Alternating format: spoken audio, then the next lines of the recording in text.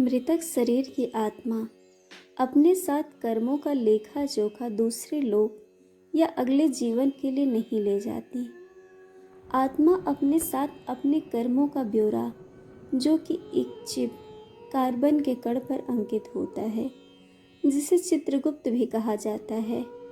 चित्र का अर्थ तस्वीर और गुप्त का अर्थ जिसका भेद न मालूम हो।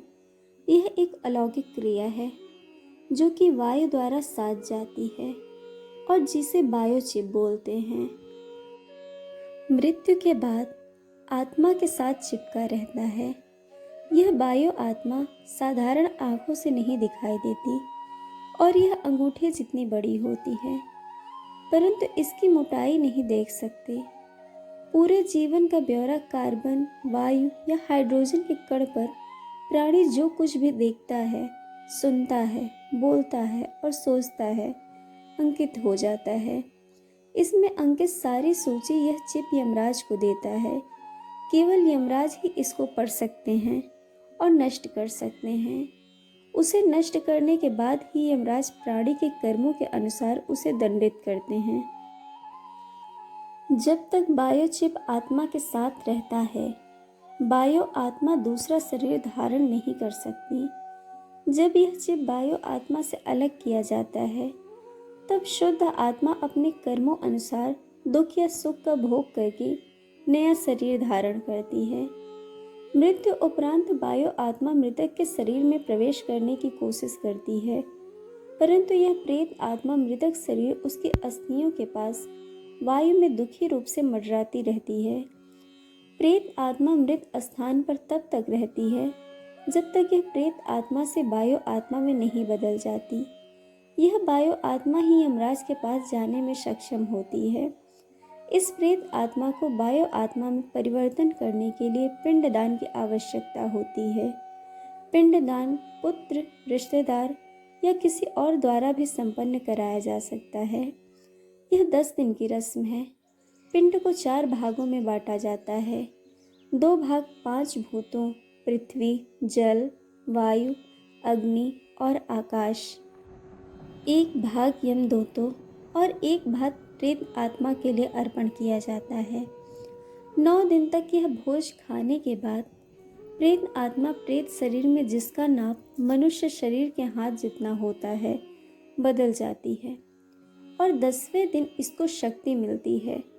इस शक्ति के साथ यह यमराज तक के रास्ते चलने को तैयार हो जाती है।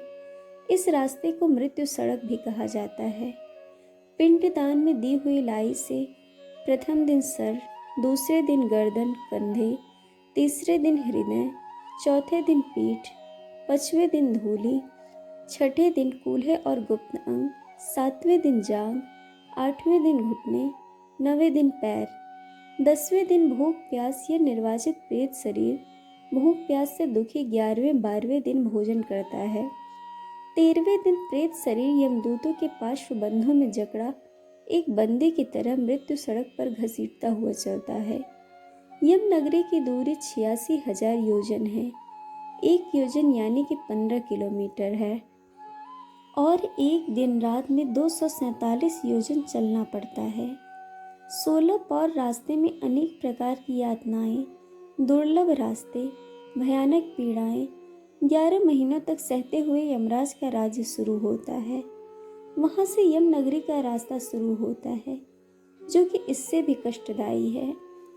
कई विद्वानों का मत है कि यह प्रेत आत्मा वायु की सहायता से चलती है और हम यह समझ सकते हैं कि जो वायु प्रेत आत्मा को लेकर चलती है, उसे कई प्रकार के वातावरण जैसे बदबू, नदी, पहाड़, ठंड, गर्मी, जानवर आदि के पास से निकलना पड़ता है।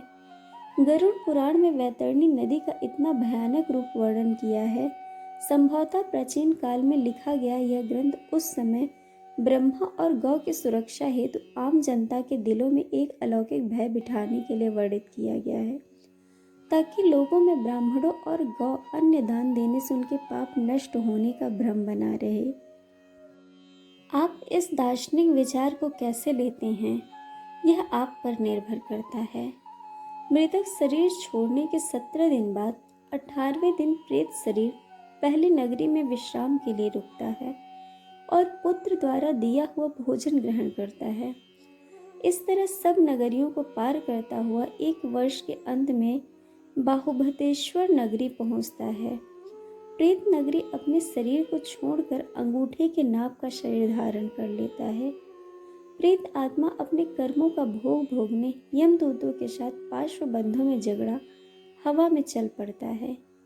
यमराज की नगरी में 4 द्वार बने हुए हैं।